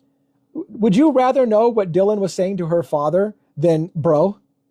Like, literally, "bro" offers nothing to this story. Why? Who texted "bro"? Somebody named J. It's just the initial J. It's all redacted. So somebody with initials J texted Dylan Mortens and said "bro." The next, this text message is also, again, a statement, not a statement because it's date timestamped. At 11:50 and 58 seconds, this is like a few seconds after "bro" comes in, Dylan Mortensen calls EA. Now, I bet you we know who EA is, but I don't remember who EA is. Do we know who EA is? Does anybody know who EA? That's not Ethan, because Ethan is Ethan Chapman, EC. Oh. So EA, she calls EA. This phone record is not a statement because, again, it's a date and time stamp, so it's not hearsay. At 11:51, so we also don't have that, what happened exactly there. EA is Hunter's girlfriend. Okay. Thank you for that. Okay. The phone record is not a statement because it has timestamp. At 11:51 a.m., Jay text. DM receives another text message from J at 11:51 or 51 and 1 second, and another text from the Vandal alert system, or a Vandal alert at 1 o'clock in the afternoon. It looks like 1:04. Now, Vandal alert. It's the Idaho Vandals. I'm presuming it's some kind of college alert that went out. Probably a college alert at this point after the murders have been announced. There's been an alert that comes in on her phone, a Vandal alert, Vandal being the Idaho Vandals. I can presume that's the case. So that's it for the text messages, okay? The state anticipates both Dylan Mortensen and Bethany Funk will testify at trial. Judge John Judge, it's ironic that we have a judge named Judge who was the first to preside in this case. Now it's Hippler. Judge John Judge had previously ruled that the text messages and statements from Dylan Mortensen and Bethany Funk are present sense impressions and excited utterances. Both the text messages and testimony of Bethany Funk and Dylan Mortensen essentially are admissible in court. So he's saying it's not just hearsay. We've got date and time stamps of the text messages. So that is essentially the text message evidence for my analysis. Okay, so it leads me with more questions perhaps than I had going in, because now I want to know what happened to the conversation that obviously had to have been going on between Dylan and Bethany inside the house prior to that message saying, hey, you know, they're wearing all black. Well, Xana's wearing black. No, he had a ski mask, blah, blah, whatever the case may be. All that conversation, not ski mask, had a mask. All that conversation is a precursor to some conversation that's already happened. So I really am curious now, and I'm sure I'm not the only one, where the hell is the rest of that conversation? And why isn't that the more important part? What she actually saw, the first thing she said she saw. That's what we want to know. But we do have now definitive timings of when the murders are likely to have been over. Although we don't know, right? Because they could be huddled in the basement and murders could be continuing on the second floor while that's happening. So really, we don't know. But we do have timings, and the timings have been added to the timeline. Let's get into the next document now. Are you still with me? Do I still have battery power? Oh, I got 31% battery. We may only get to go through one more. Damn it, I got so much to cover. All right. Let's get into the next document. This is redacted state's motion in limine regarding the 911 call. So everybody's wanted to know about the 911 call. You thought the text messages were confusing. The 911 call is even worse. But it does have some points that I'll try to make. Comes now the state of Idaho. State of Idaho wants this 911 call admitted. Okay, they have the audio recording. I don't know that the audio recording is out there. The transcript is out there. People say they've heard the audio recording. I haven't heard the audio recording. I have seen the transcript. It's very hard to read. There is something like 8 individuals listed on the transcript just by initials. Q, Q1, QA, Q whatever. Just weird random initials. They're just voices, essentially. And it's for us to try to figure out who's talking at what time, which gets very, very confusing, especially because it's a very chaotic phone call. Literally, the dispatcher will say at some point, literally 4 people have swapped the phone at some point. Quit passing the phone around. I'm trying to understand what's happening. So it's a very chaotic scene, as you might imagine. So HJ... Is this Hunter? HJ located, I need to blow this up. HJ located the unresponsive body of Xana Kernodle. So we now know that HJ, whoever HJ is, right? HJ is the one who located the unresponsive body of Xana Kernodle and informed Bethany Funk and Dylan Mortensen to call 911. What exactly was said to them? Hey, your friend's dead. Your friend's unconscious, whatever. We don't know. Hunter. Yeah. Okay. So, we know that they told Hunter if it's Hunter, I gotta be careful, but I'm assuming you're right. HJ located the unresponsive body of Xana and told Bethany Funk and Dylan to call 911. EA was present at the time. All the declarants personally perceived the event.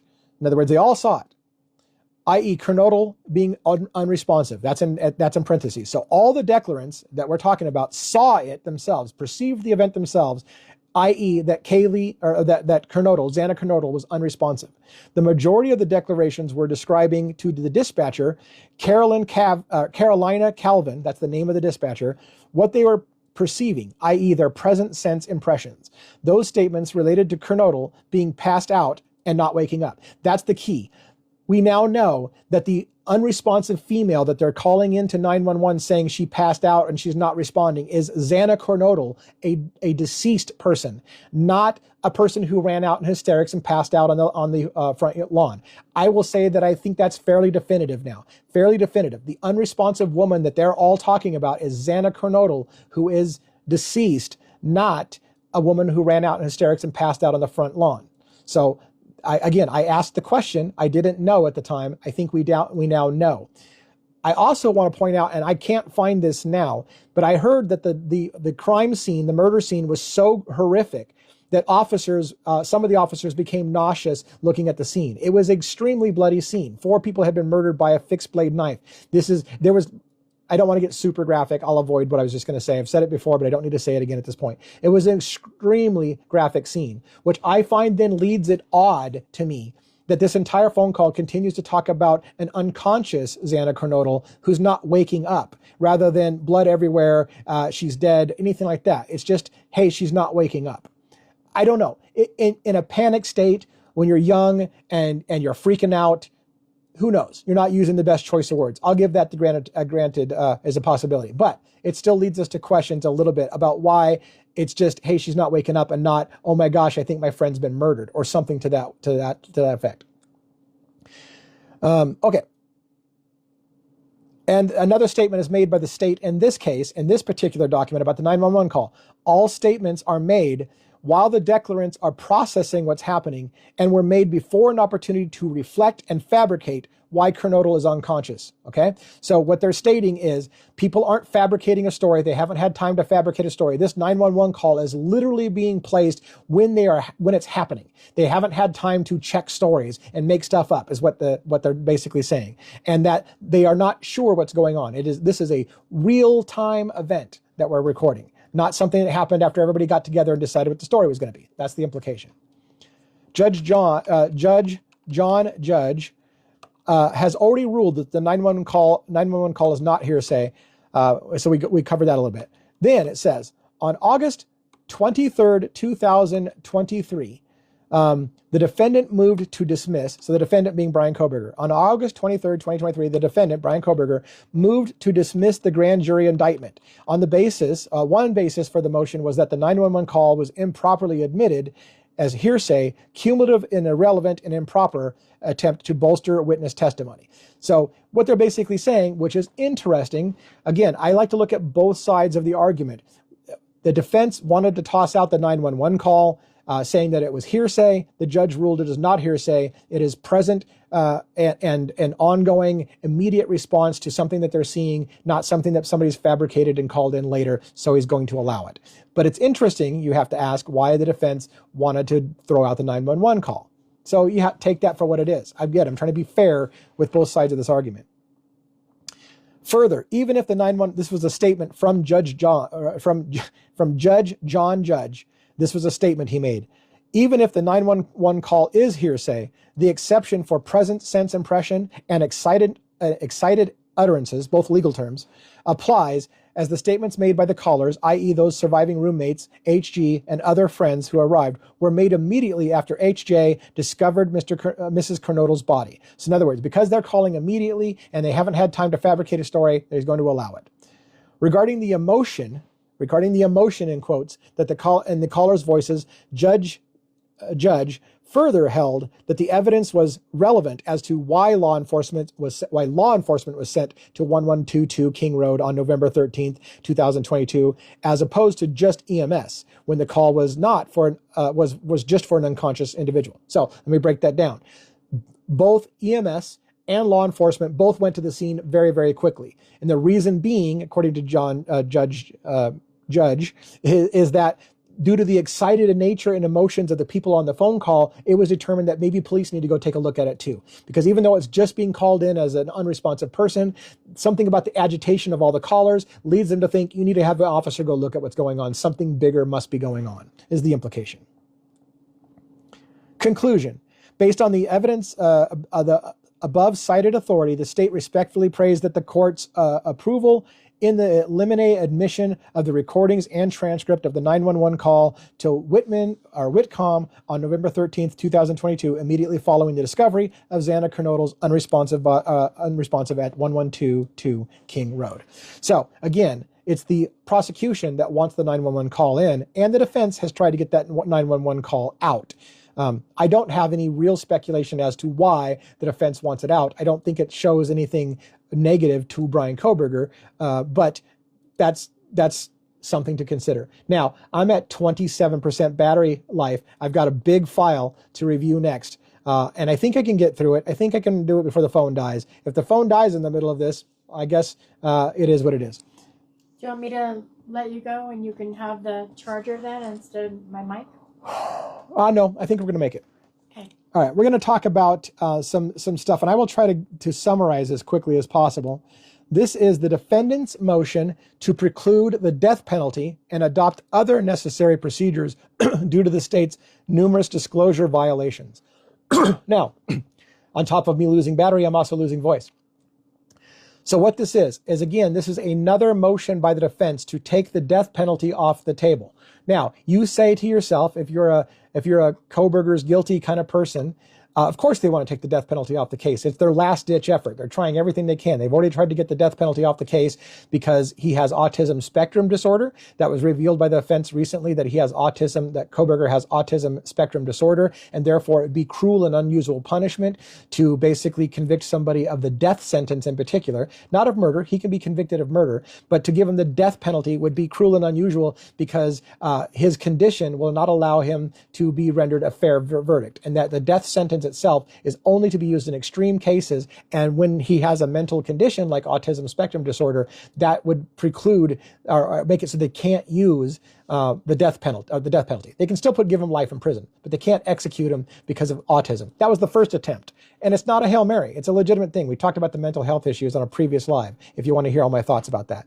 But now they're saying that there's another reason why they have to toss out the death penalty, and that's because the law enforcement is playing shitty games. And I agree. The law enforcement is playing shitty games against the defense. And because of that, they're not playing fair. And the defense says that if they're not playing fair, he's not getting a fair trial. And again, the death sentence has to be pulled off the table because you are violating all kinds of rules, and there's no way you can execute someone when you're violating all the rules that you are. And they're not even asking for them not to proceed with the trial. They're like, let's proceed with trial, but you need to take the death penalty off the case because you are violating so many rules. Let's talk about that a little bit. The state has failed to provide expert disclosures that are specific enough to understand what testimony and discovery it needs to rely on, depriving Mr. Koberger of the ability to conduct independent review and investigation of the evidence it will rely on. Additionally, as counsel has previously stated, the discovery in this case has been provided in a manner that is as though the state took tens of thousands of documents, photos, and video clips, shook them up in a snow globe.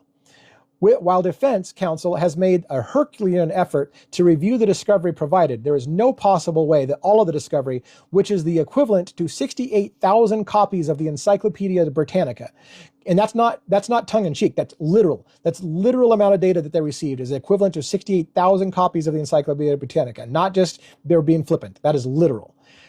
There's no way that we can review 68,000 copies worth of Encyclopedia Britannica and that it can be reviewed prior to the trial date. Indeed, a defense expert has informed counsel that it would require an additional 3 years to review all the discovery from the 67 electronic devices and digital data alone.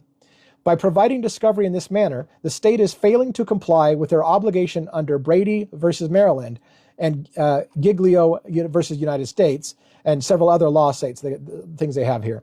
These cases require the prosecution to provide exculpatory and impeaching information to the defense, including any information that would tend to mitigate the punishment, even if it's not constitutionally material, in a manner and time frame that would be reasonably relied upon for preparing for trial. Let's break down what they just said. What they said was the state has inundated us with 68 terabytes of information, the equivalent of 68,000 copies of the Encyclopedia Britannica, and literally said, that's our case.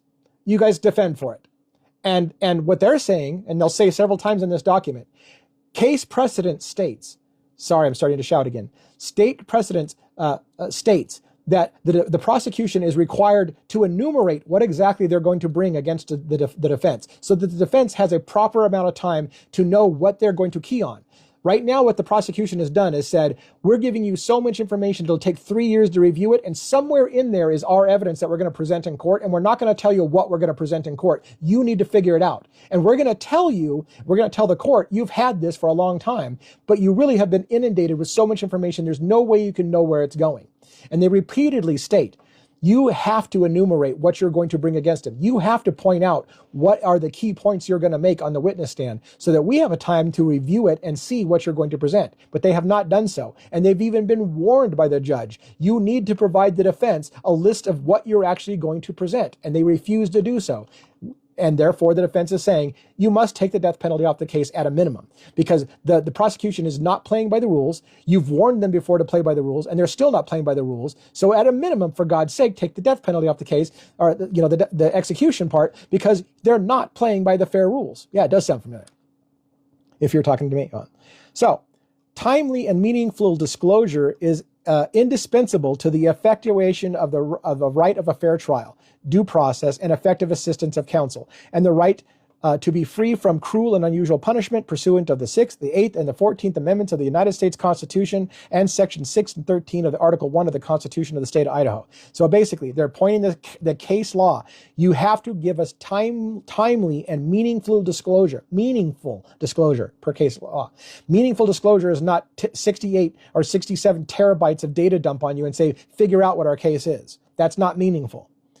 Like other trial courts, this is a quote from this document, like other trial courts around the country, this court must also, 1, order the prosecution to provide a detailed index of documents that it intends to rely on, as well as an index of Brady information. This is going to get interesting. Brady information. And 2, preclude the death penalty at the upcoming trial in order to meet the constitutional standards and the process of a fair trial. Now, Brady information. This is again related to an officer in this case whose credibility may be shot if we know what this officer is accused of doing. Some kind of inappropriate action of an officer or member of law enforcement is under a Brady investigation, a Giglio Brady investigation, because he's done something improper, or she. We don't even know if it's a male or a female officer as far as I know, but they've done something improper, and that information could help Brian Koberger if we knew what the officer was accused of doing, but it's being held from the public.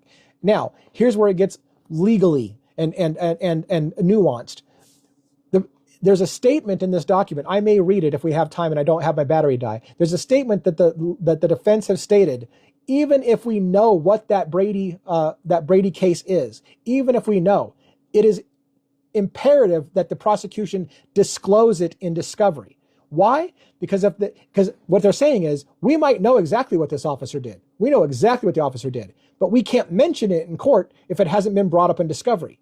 So you need to make sure the prosecution tells us in discovery about it so that we can talk about it. Because otherwise, they'll bring it up, the defense, in case, and the judge will be like, hey, this has never been brought up in discovery. Prosecution didn't bring this up about this, so you can't talk about it because we didn't bring it up. And they're saying it needs to be brought up. We need to talk about the Brady investigation. We need to talk about the officer who may have done something that would shoot his credibility and a key piece of evidence in this case. And so you must compel the state to bring forth the discovery of the Brady information, even if we already know what it is. It needs to be part of the public record. Continue with a quote that I pulled out. The state has produced an enormous amount of disorganized data, continues to provide discovery past the deadline, refuses to provide requested supplementary discovery, and has failed to abide by expert disclosure rule and order. The defense, another quote, this is later on in the document, the defense has filed more than 20 supplemental requests for discovery, specifying evidence that the state has failed to turn over. So the defense continually asks, in writing, 20 supplemental requests for more discovery. You've got stuff you're not telling us. Freaking turn it over. And the defense, the prosecution is like, it's somewhere in that 67 terabytes of data we dumped on you.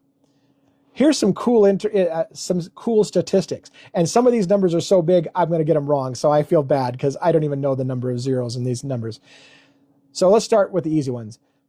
A quote from this document. The average 400 gigabyte laptop hard drive can store over 200 million pages, or the equivalent of 5 floors of a typical academic library. Put another way, 1 gigabyte of text files will average over 677,000 text file pages and over 100,000 pages of email. And this is cited from actual case, United States versus Salyer. 1 terabyte contains 1,000 gigabytes. Thus, 68 terabytes of text files will average more than 46, and it's a number so big, I don't even know. It's got 3,690 zeros behind it. Is that trillions? 46 trillion text pages, or nearly 7 trillion pages of email? Again, 68,000 copies of the Encyclopedia Britannica. And the prosecution just says, there's your evidence. That's what we're going to present at trial. And they're not going to present all that. They're pulling out very specific pieces, but they don't want to tell the defense what they're going to pull out and what they're going to present in the witness stand. They want it to be a surprise. We don't have Perry Mason trials in this country. You don't get to surprise somebody on the witness stand with something they don't know is coming. Both sides are supposed to know exactly what's coming. All those things you see on TV with surprise, like, by the way, here's a surprise witness. That shit doesn't happen. That's why we have discovery. The whole case needs to be laid out ahead of time. Both sides need to have time to prepare, or there'll be an objection and there'll be a whole big fight about it. So the discovery that has been provided includes more than 13,000 photographs. This is interesting information, just human interest stuff. The discovery, I'm going to end, by the way, at 8, regardless of whether I'm done with this document. So 2 hours is enough, right? We're at 23% battery. I'm going to wrap it up whether I'm done or not at the top of the hour. And I'm going to give myself a little bit of time for close. So just to let you know, it's almost over. Stay with me if you're hanging in there. The discovery that has been provided includes 13,000 photographs and more than 15,000 video clips from businesses and more than 8,000 video clips from residences.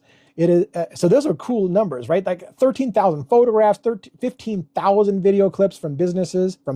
So that's like what? Like seeing the white Elantra drive around? We don't know what it is. 8,000 video clips from residences. That's house cams that have stuff. It also includes more than 60 plus digital devices and digital data and search warrant data, including cell phones, laptops from Mr. Koberger and the victims, and alternate suspects.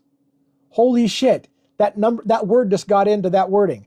So they've got cell phone, laptop data from Koberger, the victims, and alternative suspects. Already the prosecution has moved not to allow the defense to talk about alternative suspects unless they can prove there was an alternative suspect. Somewhere in the 68 terabytes of data is information about alternative suspects as well.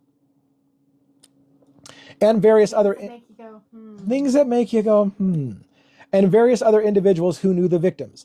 The state has had access to many dozens or even hundreds of detectives and investigators from multiple law enforcement agencies, including the FBI, in addition to the use of expensive AI and technological programs to facilitate in the production and review of this extensive amount of discovery. The defense team consists of 3 attorneys, a mitigation specialist, and 3 investigators. There is no way, even with the greatest due diligence, that the defense team can independently review all that discovery. So they're pointing out the deck is stacked against Koberger. You guys are literally bringing the entire weight of the state law enforcement and the FBI against our client with all your money and all your resources, and we're a defense team of a couple of lawyers and some investigators. There's no way we can sift through 68 terabytes of information and defend this man properly. There's no way. This is a stacked, rigged case. That's what they're saying. The state has not provided in a searchable format and has not provided detailed logs, indexes that would facilitate the defense's review of the evidence, and has not provided a full index of the Brady evidence. This is against the officer, I presume, or evidence that it may be relevant to the defense. So they're saying you haven't officially said anything about what this officer did, so we can evaluate whether it's relevant to the defense. Additionally, the court set an expert disclosure deadline that passed more than a month ago, while the defense has complied. So the defense is like, we're playing by the rules. We've given you our discovery, but you keep passing later and later dates, giving us later and later stuff, and you keep piling on more and more information, and it's already at the point that no human being could possibly review that amount of information. You're inundating us with bullshit. The state did not identify any actual opinions that it intends to elicit about the devices, and failed to identify any portions of the data that it will be presented or relied upon. Well after the disclosure deadline, the state turned over a report stating that examinations of the devices are ongoing, which only heightens the prejudice against Koberger and further depletes his time to conduct an independent review of the evaluation of the state's evidence. So not only have they turned over 68 terabytes of information, but they're saying, hey, we're still coming up with more. We're still reviewing more. And they're like, we can't already review 60. I'm shouting.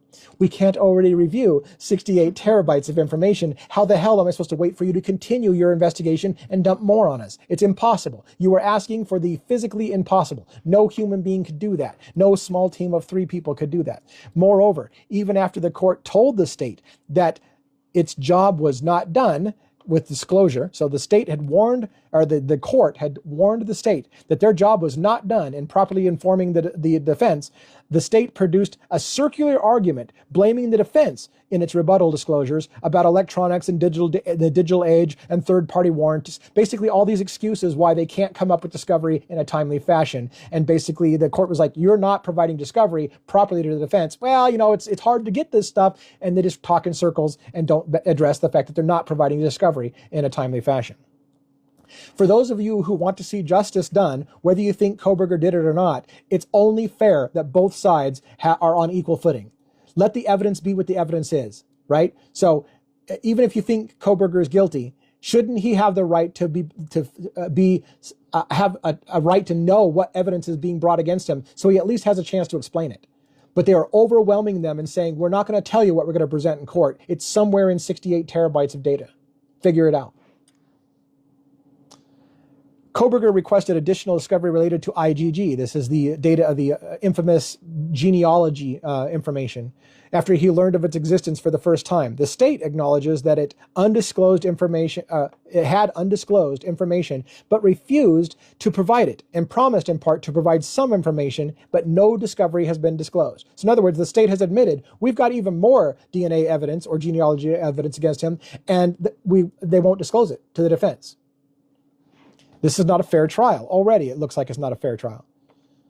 The state has gained a tactical advantage that cannot be remedied, and therefore the court must take affirmative action to put Mr. Koberger back on equal footing. The state violates the defendant's due process rights, whether the state suppresses evidence in its that is material, either to guilt or punishment. What? I said, thank you, Sarah. Oh.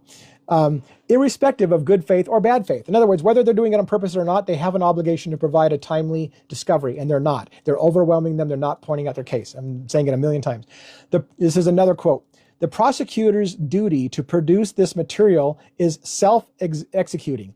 She must turn over Brady material, this is related to an officer, regardless of whether the defense has made the specific request. So they don't even have to ask for it. They have to turn over that Brady information. The good faith or bad faith of a prosecutor is not relevant to the Brady inquiry. See Giglio versus United States, case number blah, blah, blah, blah. Whether the non-disclosed was a result of negligence or design, it is the responsibility of the prosecutor. The prosecutor's office is an entity, and as such, it is the spokesman for the government. The duty exists even if the defense conceivably might have access to this information independently. This is what I was saying before. The defense is like, we might already know what it is, but you still have to you have to present it so it can be talked about. Now, this is what's interesting. They're tipping their hat. In my opinion, the defense is tipping their hat at what might be in the Brady information. The duty exists of the defense, even if the defense conceivably might have access to this information independently. Then they cite United States versus Schaefer, non-disclosure of a government witness or a paid informant status, not absolved, even if the defendant might have uncovered it through independent sources, tapes disclosed to the co-defendant, not effectively disclosed to the defendant because trial strategies of co-defendants often conflict. Basically, what it's saying is, even if we know what it's about, there's a case in which some kind of information about paid informants was relevant to the Brady. That sealing of paid informant information was not supposed to be protected. So, are they tipping their hat? Is there a paid informant? Is there a paid informant that the defense is saying, we might know what it is, and if it's a paid informant, you can't hide that information. It's already been ruled that you have to disclose if there's a paid informant. That's potentially tipping their hat. To comply with the constitutional obligation, the state must disclose exculpatory evidence in time for its effective use at trial. So in other words, if they've got something that's being hidden by the Brady information that could potentially help Brian Koberger, they must let him know about it. They can't just hide it. If it could potentially help him, they have to let him know. It's their obligation to have a fair trial. With respect to when the prosecution must make disclosure of required Brady, the law also requires it to be settled. Brady material must be disclosed in time for the effective use at trial or at a plea proceeding. Emphasis in the original. So there was some highlighted words that were emphasized, and that was in the original. Intentional citations were omitted. When the state fails to produce exculpatory evidence in time for its use at trial, the state has suppressed the evidence in violation of the defendant's due process of rights. So in other words, his rights have been violated, and you also can't put him to death if you violated his rights. So you have to produce the Brady. It's a long way of saying, produce the fucking Brady information about this officer so we can talk about it, because if not, you need to take the death penalty out the thing because you're not playing by the rules. Let me see if I can skip ahead to some stuff. I got a lot of quotes and I don't want to repeat too much. A lot of talk again about how they have to provide it in a timely thing, and a bunch of cases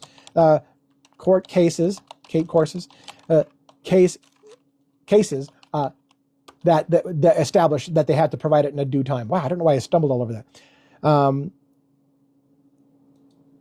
So let's continue on. In death penalty cases, Brady includes information that may not exculpate, but that nonetheless mitigates punishment. Now, this is important too. So, and they have in parentheses a remanding for resentencing so that the jury could consider suppressed evidence related to the defendant's drug addiction incurred as a result of honorable military service. Okay, so what they're saying is, maybe tipping their hat again, that if Brady information is related to some kind of drug addiction from somebody that was in the military and developed a drug addiction, that's important information that may help, if not in the trial, but at the sentencing phase. So is the defense tipping their hat? I can tell you this, Brian Koberger never served in the military. Officially, there's no record that Brian Koberger ever served in the military. So I think we're talking about the officer that they may be hinting there could be an officer involved that has a drug addiction that he developed while serving in the military. He developed a drug addiction. Now, you think to yourself, and maybe the court decided the fact that an officer has a drug addiction problem doesn't mean that Koberger didn't commit the murders or that he planted evidence or anything like that. The drug addiction is a non-factor in this murder case. Who cares that the officer might have a drug addiction if that's what we're talking about? Now, I'm not saying we are, but if the Brady information is that one of the officers has a drug addiction, the court may have decided it's immaterial. It doesn't matter if the officer has a drug addiction. But the defense is saying, yes, it does matter. And I will tell you another thing. There are many conspiracy theories that said that the 4 murders in that house was related to drugs, that it was a drug hit, that the families were involved in drugs, that there's all kinds of conspiracy theories around a drug hit. There's also allegations that Brian Koberger used to be addicted to drugs, that some other individual who was killed in Pullman a month later was addicted to drugs, and he may have been going to that house to buy drugs. There's all kinds of talks about that house being a center of drug traffic. So if you've got a drug house, if that's the case, I'm not saying it is. If you've got a drug house or suspicion that people in that house are involved in drugs, or that family members of people who are victims in that house were involved in drugs, and then you've got an officer who's in charge of critical information who has a drug addiction problem, then maybe it is relevant that that officer has a drug habit. Maybe it is relevant. We don't know. They need to disclose the Brady information.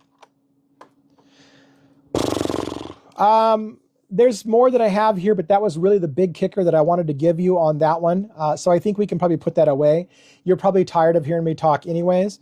Let me give you a little bit of that last document, just a couple pieces. It'll be very quick, and then we will wrap up for the night. I just wanted to highlight a couple items that were on the list of things that were discovered or that the prosecution has enumerated. They have Albertsons, Clarkston, Washington, video surveillance and business records for November 13th, 2022, hard drive provided on April 5th, 2023. We know from the official story that Brian Koberger allegedly made a trip down to Clarkston and was inside an Albertsons. So that's referring, I think, to the video footage of Koberger and Albertsons. Why does it matter? Well, it happened after the murders. Allegedly, Brian Koberger drove back past the crime scene that morning, around 9-ish in the morning, whatever, and then continued down to Clarkston, where he crossed through Lewiston, Idaho, over the river into Clarkston, went to Albertsons, and then went back up to Pullman, back through Lewiston again and back up to Pullman, and that they caught him on camera in Clarkston. They have not, to this date that I know of, explained what Brian Koberger was doing on that drive or hinted at what he was doing. Some people could theorize, was he getting rid of the murder weapon somewhere along the line, the bloody clothes along the line, if he did it. There's other speculations. What if there was conspirators involved and he drove a conspirator down to Lewiston, Idaho or Clarkston, Idaho and dropped somebody off? There's all kinds of theories going around. There's also in this list Costco, Clarkston, Washington surveillance video from November 13th. It is unclear whether that's just outside of a Costco, meaning they saw his car drive by, or whether he was in Costco. So I don't want to talk too much about that. Dick's Sporting Good record of sale by Brian Koberger. That's the one I told you about. They don't tell why that's important, but they've got a purchase from Dick's Sporting Goods from Brian Koberger. So if Brian Koberger did it, did he buy the knife at Dick's Sporting Good? Is that what they're going to allege? We don't know because it's not clear. It's just on the list and I thought it was worth mentioning. DoorDash records from Xana Kernodle and Ethan Chapman, hard drive provided on 4/5/23. National Weather Service records for November 12th and 13th, 2022. Why is that important? Because there's a defense alibi that says, or a defense theory that says that Brian Koberger was out driving that night stargazing. The prosecution has indicated, well, it was a cloudy night. There was nothing to be looking at in the sky. That's bullshit argument. So apparently they went and obtained National Weather Service records for the nights of November 12th and 13th to determine what the weather looked like that night and whether a person could be stargazing or not. Walmart surveillance and financial transactions for Brian Koberger is on the list. What did he buy at Walmart? But they got him on some kind of camera, outside or inside, we don't know. But they got a transaction of some kind of thing purchased at Walmart that they find is relevant to the case. We don't know what that is, I don't think yet. And here's the big kicker, the one that makes me, there's all this talk about whether or not Brian Koberger knew the victims, whether he was stalking them. Many people have said to their red in the face, Brian Koberger never knew those girls. There's no stalking. It's complete bullshit. The only thing that caught my attention, again, because I'm playing devil's advocates on both sides. However, I will weigh in favor of presumption of innocence on Brian Koberger, but it's something that I want to be fair with. Winco financial record for Brian Koberger, and the next line, Winco financial record and video surveillance of Bethany Funk and Dylan Mortensen.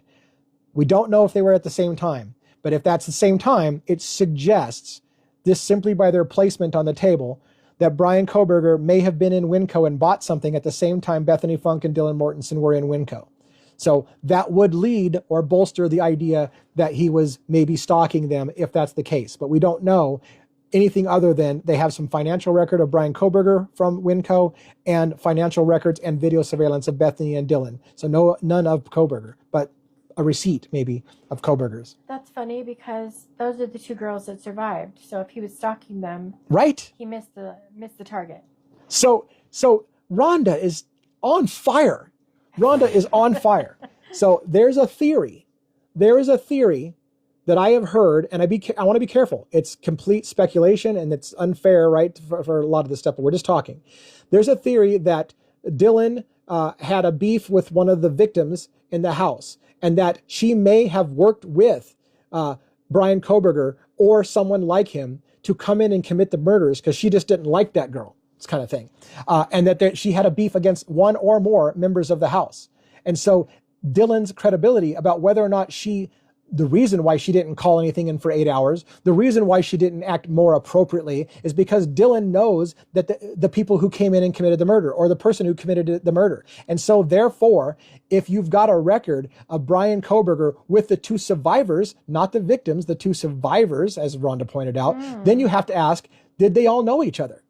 Did Brian Koberger know the survivors? Is that the reason the survivors survived the house? Because they knew each other. Pure speculation. I probably shouldn't have done that.